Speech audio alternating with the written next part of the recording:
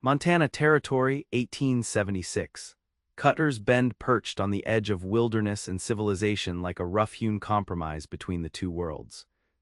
The town had sprouted alongside the meandering Yellowstone River, a collection of weathered buildings that seemed perpetually dust-covered beneath the vast Montana sky. It was a place where fortunes were sought but rarely found, where men came to escape their pasts and women arrived with little choice in the matter. Thomas Harrington guided his chestnut gelding down the town's main street, his 24-year-old frame still straight despite 3 days in the saddle. Beneath his wide-brimmed hat, dark hair curled against his temples, and green eyes surveyed the town with a mixture of wariness and curiosity. The silver spurs at his heels jangled with each step, announcing the arrival of another cowhand looking for work. His cotton shirt, once white but now a testament to the trail's dust, clung to broad shoulders that had known hard work since boyhood. Thomas believed that a man's worth lay in the steadiness of his gun hand and the reputation he built. The West was no place for sentimentality. His father had taught him that lesson early, before consumption had claimed both his parents and left him to fend for himself at 15. 9 years later he still carried that belief. Attachment was a luxury, and the only reliable companions were his horse and his Colt revolver. What he wanted was simple, steady work, fair pay, and perhaps enough saved to claim a small parcel of land someday. What he never admitted needing, even to himself, was something to fill the hollow space that expanded in his chest on cold nights beneath the stars. The Cattleman's Rest Saloon beckoned with promises of whiskey and information, two commodities equally valuable to a man new in town. Thomas tied his horse at the hitching post and paused, scanning the street out of habit. That's when he first saw her. She walked with purpose, seemingly oblivious to the townsfolk who stepped aside as she passed. Her golden blonde hair was pinned in a practical style, though wayward strands escaped to frame a face that struck Thomas as uncommonly beautiful. Not the painted beauty of saloon girls, but something wilder and more genuine. At 22, she moved with the confidence of someone who had already weathered significant storms. Her blue dress, modest but well-fitted, set her apart from both the respectable matrons in their somber garb and the painted women who plied their trade nearby. What caught his attention most was not her beauty, but the way the town reacted to her. Women clutched their children closer, men turned their backs or stared too boldly.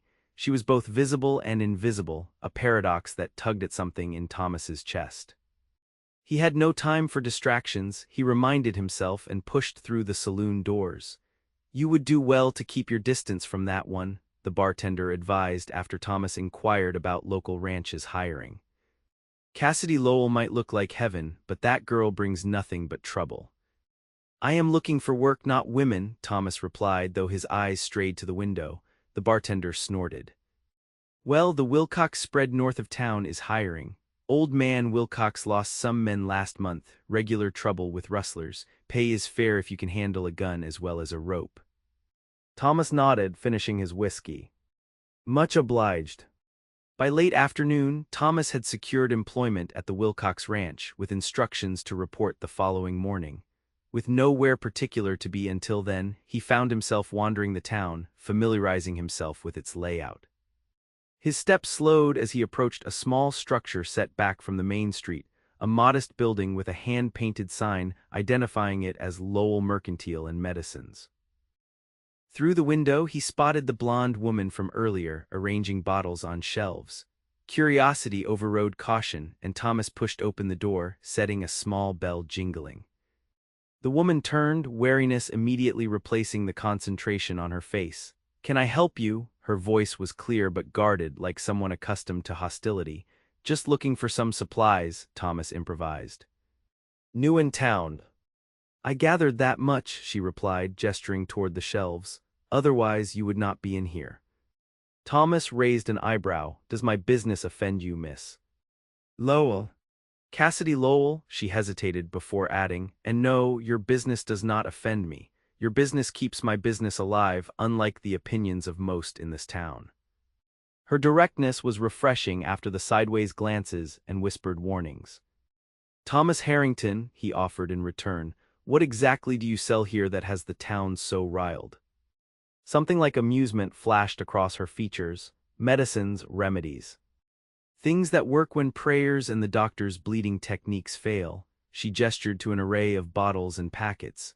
My mother taught me before she passed. The townsfolk call it witchcraft when it fails and dumb luck when it works. Thomas examined the neat rows of labeled remedies. And which is it? Neither. It is knowledge, plants, preparation, proper application. She lifted her chin slightly. I make no claims beyond what I know to be true. Before Thomas could respond, the bell jangled again. A haggard-looking woman slipped in, clutching a shawl around her shoulders despite the warm day. Mrs. Peterson, Cassidy's tone shifted, softening. How is Emma? The fever broke last night just as you said it might. The woman glanced nervously at Thomas before continuing. I need more of the willow bark mixture if you have it. Of course, Cassidy moved efficiently, wrapping a packet in brown paper. 2 spoonfuls in hot water morning and night as before. Mrs. Peterson pressed coins into Cassidy's palm. My husband cannot know I came here. I understand, Cassidy said quietly. Give Emma my best. After the woman departed, Thomas noted, seems your medicine works well enough. For some, Cassidy acknowledged, for others coming here is not worth the social cost. She studied him. You are new. You should know that association with me will not make your time in Cutter's Bend easier. Thomas found himself unexpectedly intrigued by her forthright manner. I will take my chances, Miss Lowell. I will need liniment for my horse anyway. For the first time, the ghost of a smile touched her lips. That, at least, is something the town allows me to be good at. As Thomas left with his purchase, he told himself his interest was merely curiosity about a local peculiarity. The frontier had taught him that unusual things were often dangerous, but he had never been one to heed warnings without seeing danger for himself. The Wilcox Ranch proved to be exactly what Thomas had expected: hard work, fair pay, and men who judged him on his abilities rather than his history. Within weeks he had established himself as a valuable hand, skilled with both cattle and confronting the rustlers who plagued the operation. But on his infrequent trips to town, Thomas found himself drawn repeatedly to the small mercantile. Each visit revealed another layer to the woman the town shunned. Cassidy was knowledgeable, sharp-witted, and possessed a dry humor that emerged once her initial wariness faded. She spoke little of herself but listened intently when Thomas shared stories of cattle drives or the territories he had traversed. Why do you stay? Thomas asked during one visit, watching her grind herbs with a mortar and pestle. There must be places where your skills would be appreciated rather than feared.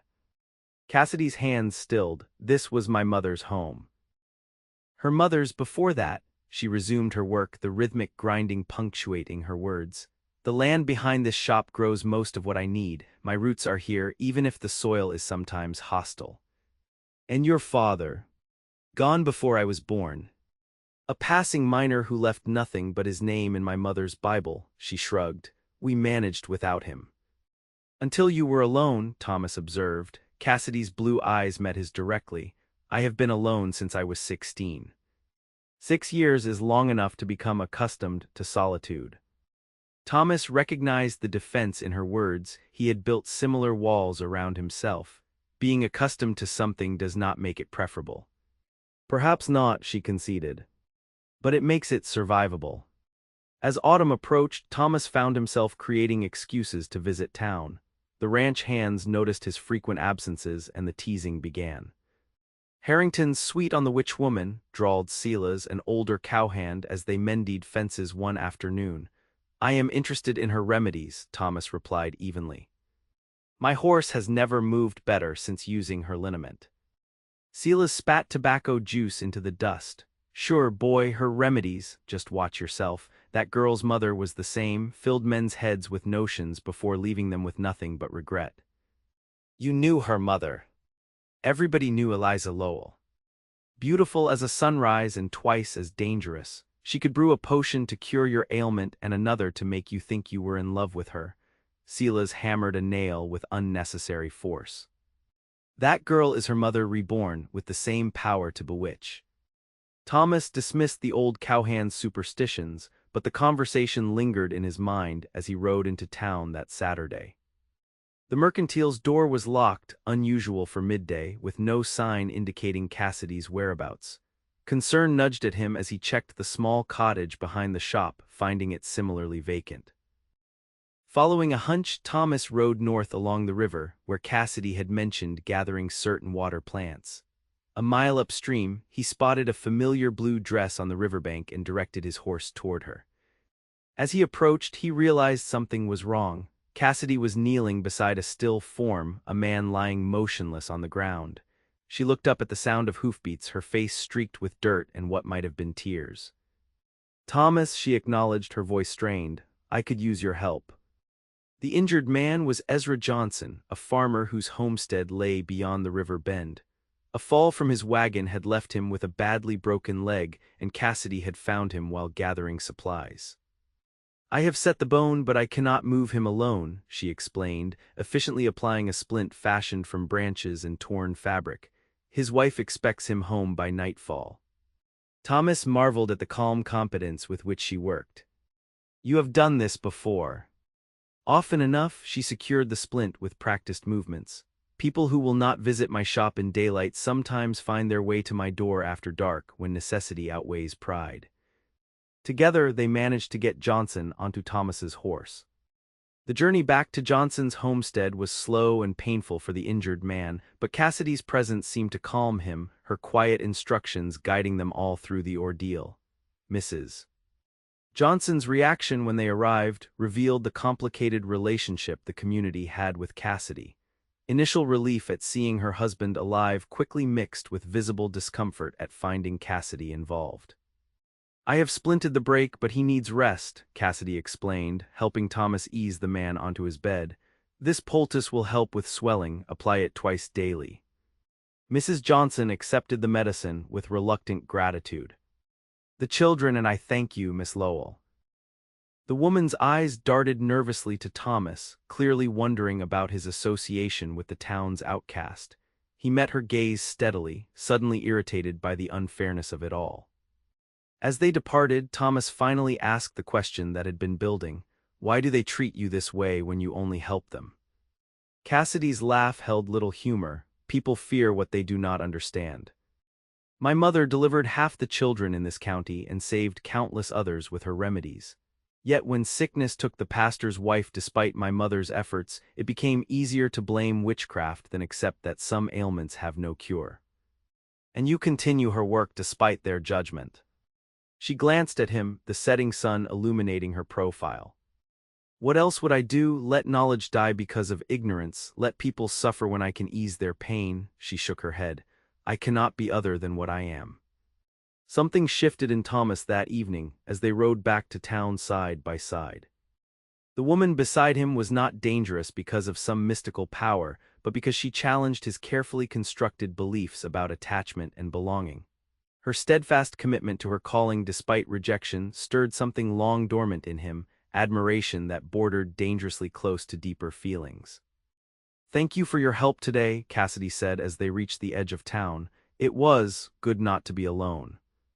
Thomas realized with sudden clarity that he did not want to leave her yet. "Have you eaten?"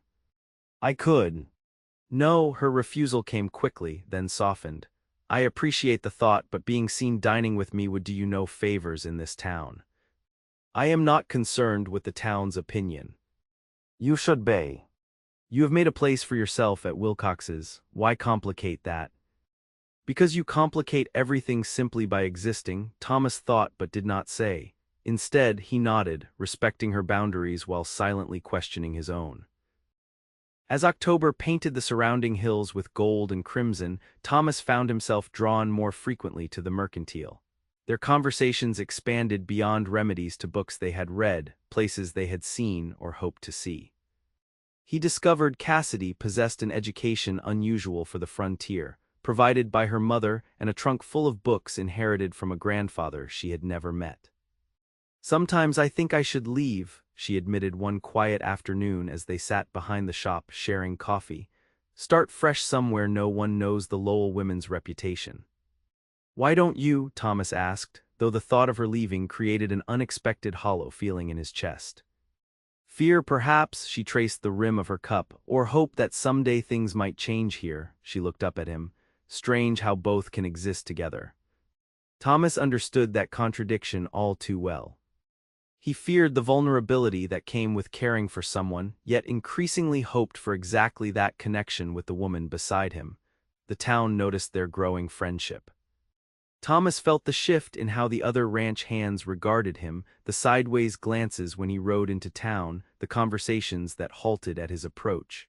He told himself it did not matter, he had always been a man who charted his own course. But the situation came to a head on a blustery November afternoon when Thomas rode in for supplies. Outside the general store, he overheard a conversation never meant for his ears. "Harrington's bewitched sure as sunrise," came the voice of Wilcox's foreman Brady. "Spends every free moment with that Lowell girl. Boss is none too happy about it." "Can you blame him?" replied another voice Thomas recognized as belonging to the banker Porter. "Last hand who got tangled up with her left town with nothing but the clothes on his back after that scandal." "What scandal?" Brady asked, voicing the question that immediately formed in Thomas's mind. 3 years back, young deputy named Crawford, found in her bed by the sheriff himself, delirious, claiming she had poisoned him. Doctor said it looked like nightshade poisoning. And nothing could be proven. Crawford recovered but was never quite right after. Left town as soon as he could ride. Thomas had heard enough. He stepped around the corner, causing both men to straighten abruptly. "Gentlemen," he said coldly, "I believe you were discussing a friend of mine." Brady had the grace to look uncomfortable. "Harrington, we were just spreading tales you know nothing about," Thomas finished. "I would advise against continuing that particular habit." Porter, emboldened perhaps by his position in town, stood his ground. "It is not tales but truth, Harrington. Ask the sheriff if you doubt me. That girl is dangerous." Thomas felt his hand twitch toward his gun but checked the impulse. "The only danger I see is in judging someone based on fear rather than fact." He completed his errands with deliberate calm, though inside, questions churned. He had come to know Cassidy well enough to doubt the story, yet the specific details nagged at him. Not because he believed them, he assured himself, but because they represented what he faced in choosing to continue their association. That evening, instead of returning to the ranch, Thomas rode to the mercantile. He found Cassidy closing up, her expression brightening momentarily at the sight of him before she registered his troubled demeanor. "What has happened?" she asked, gesturing him inside. Thomas hesitated only briefly before recounting what he had overheard. If this was to be addressed, it would be directly. He owed her that much. Cassidy listened without interruption, her face growing still. When he finished, she turned away, methodically arranging bottles that were already neatly aligned. "You want to know if it is true," she said finally. "I want to hear your side of it." She faced him then, eyes holding a challenge. "Why, will my word outweigh the town's judgment in your mind?" "Yes," Thomas said simply, surprising himself with how true it was. Cassidy seemed equally surprised by his answer. She sank into a chair, gesturing for him to do the same. "David Crawford was the sheriff's deputy," she began. "He paid attention to me when most men would not, called on me properly, brought flowers. I was 19 and flattered by his interest." Her mouth twisted. "I mistook attention for respect." Thomas waited, sensing the difficulty of the telling. He expected liberties I was not willing to grant without marriage. When I refused him, he became angry, claimed I had led him on. She wrapped her arms around herself. "A week later, he appeared at my door after midnight, clearly drunk. He forced his way in, said he would take what I had denied him." Cold anger surged through Thomas. "Did he?" "No," Cassidy said quickly. "I keep protection nearby. Oleander extract, highly poisonous but effective when a small amount is ingested. I managed to get some into his whiskey flask when he set it down too." She swallowed. "To force himself on me, he became violently ill within minutes." The commotion brought the sheriff. "And they blamed you for defending yourself," Thomas concluded, disgust evident in his voice. "The sheriff was his uncle. What proof did I have of Crawford's intentions? It was my word against his, and my word carries little weight in Cutter's Bend." Her gaze held his steadily. "So yes, I poisoned a man.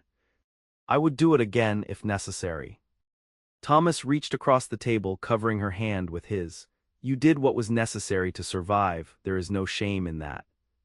The relief that flooded her features made him realize how much his judgment had mattered to her and how much she had come to matter to him. The realization was both exhilarating and terrifying. The town has long memories, she warned. Being my friend has already cost you something, being more would cost you everything. The word hung between them, more, acknowledging what neither had openly admitted was growing between them. Some things, Thomas said carefully, are worth the cost. That night marked a turning point. Thomas no longer pretended his visits to town were for any reason other than to see Cassidy. They began to construct a careful ritual of moments together, walks along the river, shared meals at her cottage where no judging eyes could see, conversations that stretched into the night. In Cassidy, Thomas found someone who challenged his belief that the frontier allowed no room for connection. In Thomas, Cassidy found someone who saw her fully, not as a convenient healer to be approached in secret or a dangerous outsider to be feared, but as a woman of strength, knowledge, and profound compassion. December arrived with bitter winds and the promise of a harsh winter. The rustling problem at the Wilcox Ranch intensified, with valuable cattle disappearing despite increased patrols. Thomas found himself assigned to longer shifts watching the herd, limiting his trips to town. When he did manage to visit Cassidy, their reunions held a sweetness made more acute by separation. On Christmas Eve, Thomas rode through a light snowfall to deliver a gift, a leather-bound journal he had commissioned from a passing peddler, its cover tooled with intricate botanical designs. Cassidy's delight as she traced the patterns warmed something in him that had been cold for too long. I have something for you as well, she said, retrieving a package wrapped in simple brown paper. Inside, Thomas found a finely crafted hunting knife, its handle inlaid with polished river stones. It was my grandfather's, Cassidy explained, the only thing my mother had of his. I want you to have it. The significance of the gift, a family heirloom given to a man with no family of his own, was not lost on Thomas. That night, as they sat before the fire in her small parlor, he finally gave voice to the feelings that had been building within him. I came west believing I needed nothing and no one, he said, watching the firelight play across her features. I convinced myself that attachment was weakness, that a man survived by remaining unencumbered. Cassidy's hand found his, and now I find myself thoroughly encumbered, Thomas admitted with a smile that quickly sobered. And terrified by how much I have to lose.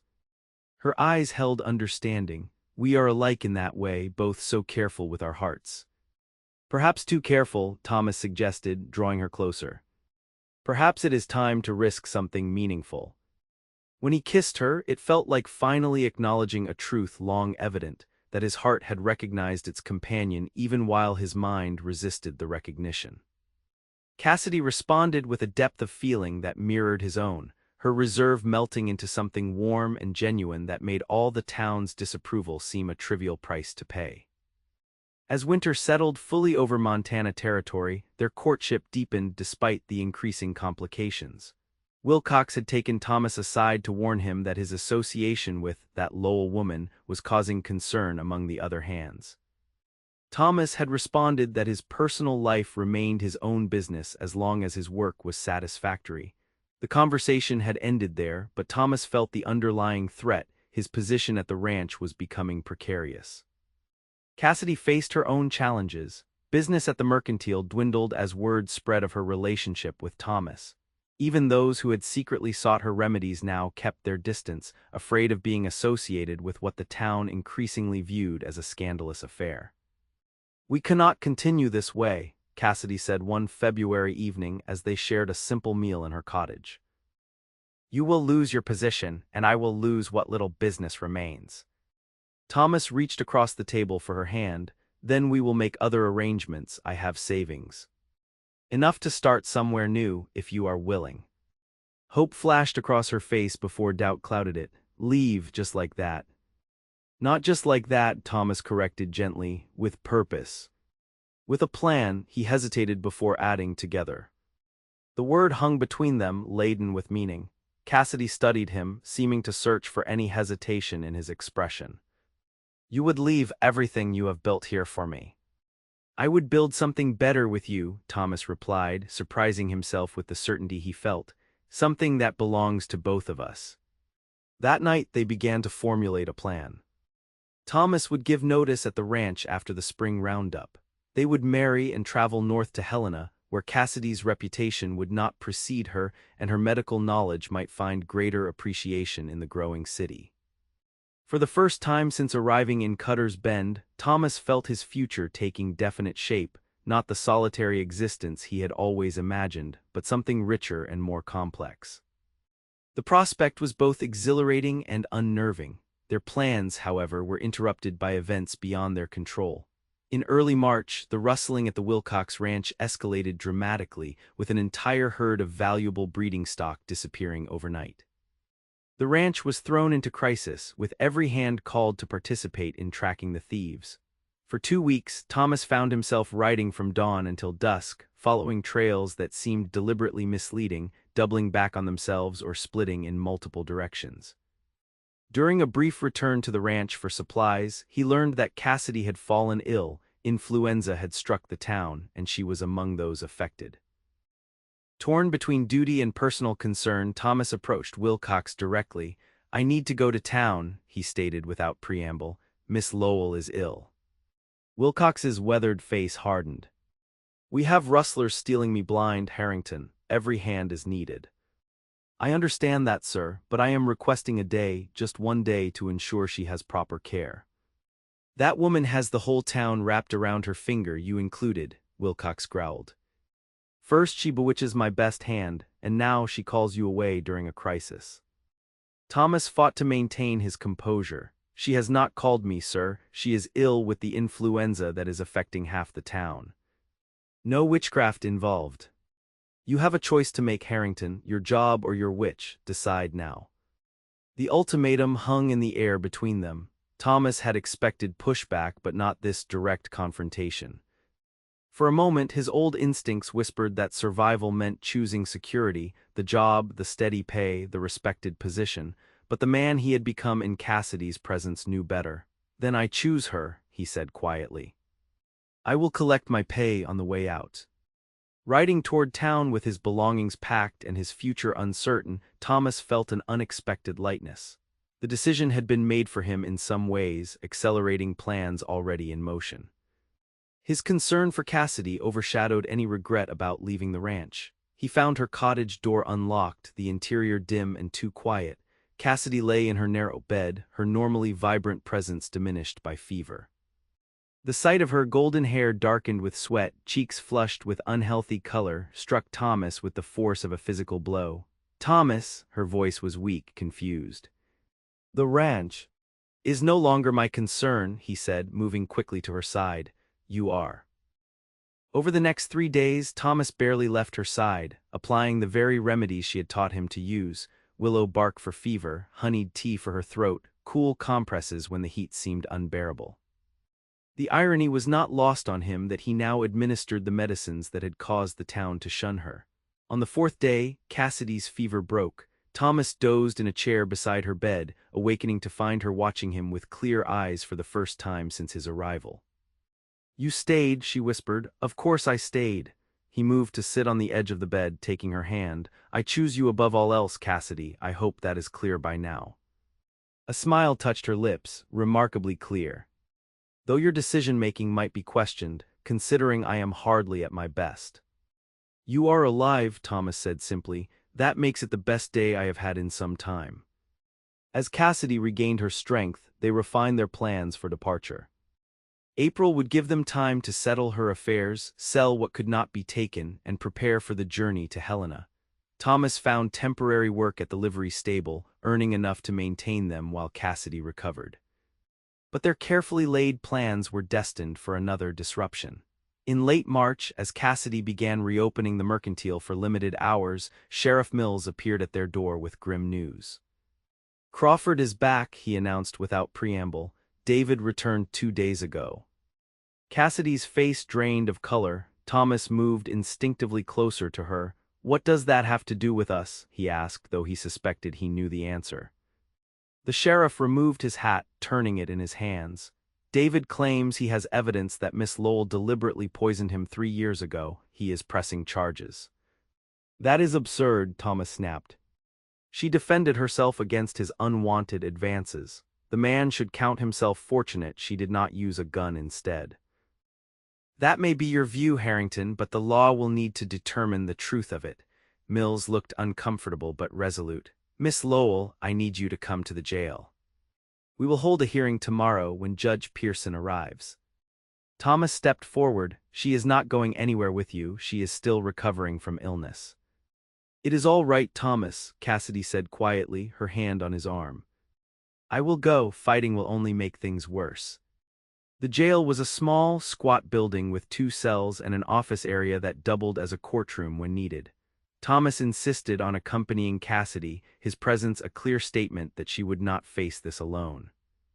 David Crawford waited in the sheriff's office, a thin man with sharp features and cold eyes. His gaze, when it landed on Cassidy, held a mixture of triumph and hatred that made Thomas's hand instinctively move toward his holster. The witch and her new victim, Crawford sneered. How appropriate.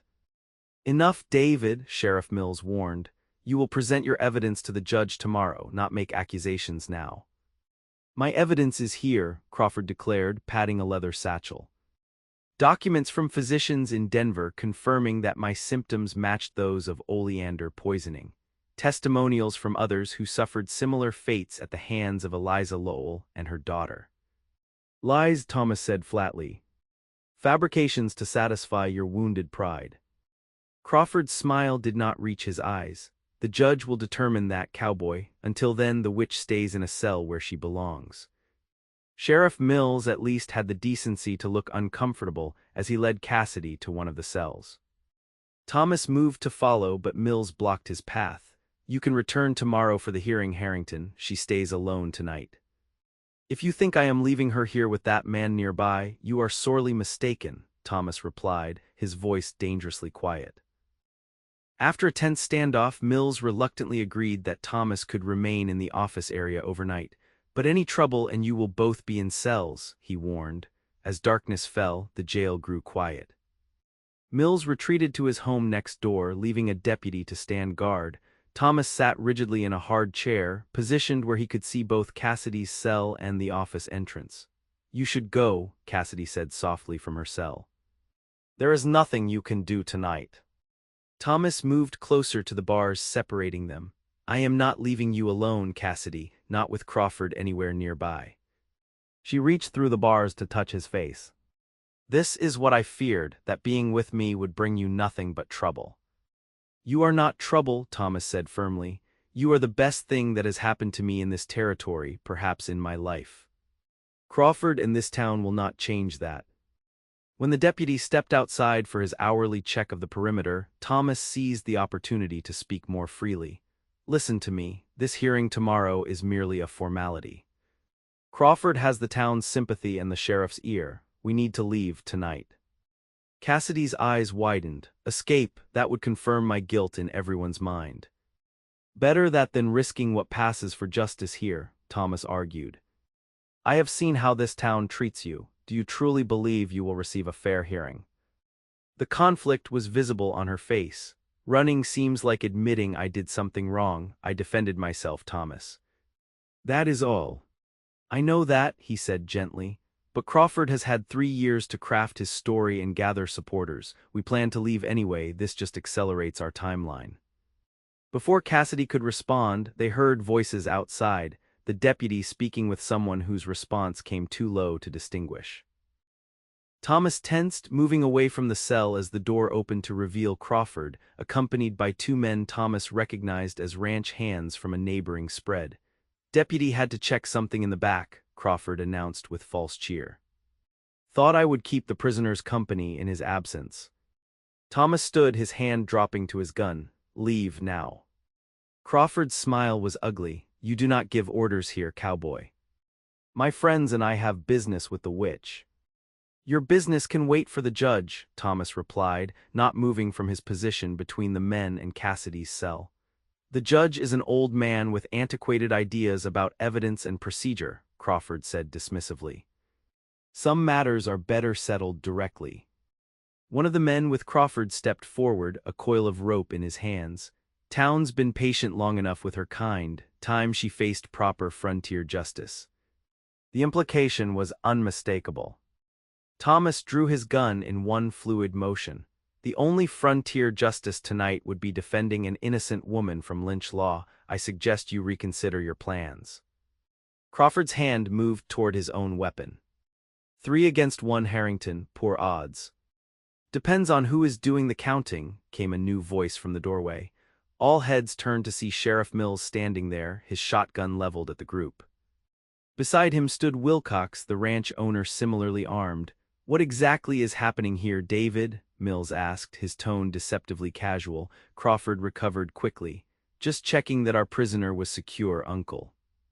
These men volunteered to help stand guard. With a rope, Wilcox observed dryly. Unusual equipment for guard duty. Thomas kept his gun trained on Crawford, unwilling to lower it despite the sheriff's arrival. They came to lynch her, Sheriff, nothing less. Mills' expression remained impassive. David, you and your friends wait outside, now. After the men reluctantly departed, Mills turned to Thomas. Lower your weapon, Harrington. Not until I know your intentions, Thomas replied. If you plan to continue with this farce of a hearing tomorrow, knowing what Crawford intended tonight, then we have a serious problem. To Thomas's surprise, it was Wilcox who spoke next. Miss Lowell will not face a hearing tomorrow or any other day. Thomas glanced between the two older men, confusion evident. What are you saying? Mills sighed heavily. David returned to town making wild claims about evidence against Miss Lowell, said he had doctor's statements, witnesses. But when I examined his satchel this afternoon, I found nothing but old newspapers and blank paper. Crawford has been unstable since the incident 3 years ago, Wilcox added. Drinking heavily, making accusations against healers in every town he has passed through. When I heard he was back and making trouble, I felt, he hesitated, I felt I owed you an intervention, Harrington. After our parting words, Thomas slowly lowered his gun, processing this unexpected turn.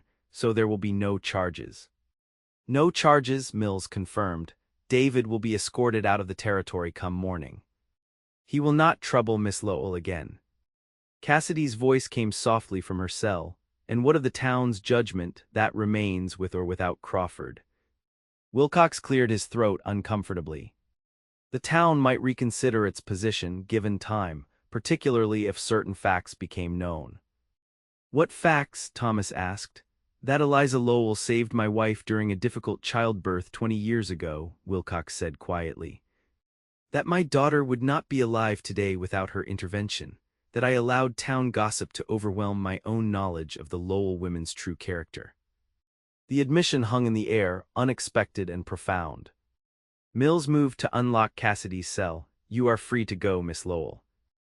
With the town's apologies, or at least mine. Thomas watched in amazement as Cassidy emerged from the cell, her dignity intact despite the ordeal. She looked at the sheriff and Wilcox with clear eyes. Apologies are meaningful only when accompanied by change, she said. Will the town truly change its view of me? Wilcox nodded slowly. I cannot promise immediate acceptance from everyone. But I can promise that those of us with influence will speak differently of you from now on. Your mother's legacy deserves that much, as does your own work. As they walked back to Cassidy's cottage through the quiet streets of Cutter's Bend, Thomas tried to absorb the night's events. The ground had shifted beneath their feet, altering plans made in desperation. Does this change your mind about leaving? He asked once they were safely inside. Cassidy moved about lighting lamps, her movements betraying her exhaustion. I do not know. Part of me wants to believe that real change is possible here, that Wilcox's words mean something beyond tonight. And the other part? She turned to face him. The other part remembers that change comes slowly, if at all. That one night's intervention does not erase years of judgment. Thomas crossed to her, taking her hands in his. Then we proceed as planned. We leave for Helena, start fresh. But we do so by choice, not necessity. We go with our heads held high, not running from accusations. And if I wanted to stay, Cassidy asked, searching his face. To see if real change might take root here. The question tested Thomas's commitment in ways he had not anticipated. His instinct had always been movement. When trouble arose, find new territory. But the man he had become in Cassidy's presence understood that some ground was worth standing and fighting for. "Then we stay," he said simply. "We face whatever comes together." Cassidy's eyes filled with tears. "You would do that? Remain in a town that has shown you nothing but suspicion since you associated with me?" "I would remain wherever you are," Thomas replied. "That is the only geography that matters to me now." The decision, when it came, was made not in haste but with careful consideration of all they had learned. They would stay in Cutter's Bend, not out of fear or obligation, but because running had never solved the underlying problem. The town needed to reconcile with its treatment of the Lowell women, and Cassidy deserved to reclaim her rightful place in the community her family had served for generations. Spring brought gradual but noticeable changes. Wilcox, true to his word, offered Thomas his position back at the ranch with a public acknowledgement of his value as a hand. More significantly, he brought his pregnant daughter to Cassidy for consultation when the town doctor expressed concerns about her condition.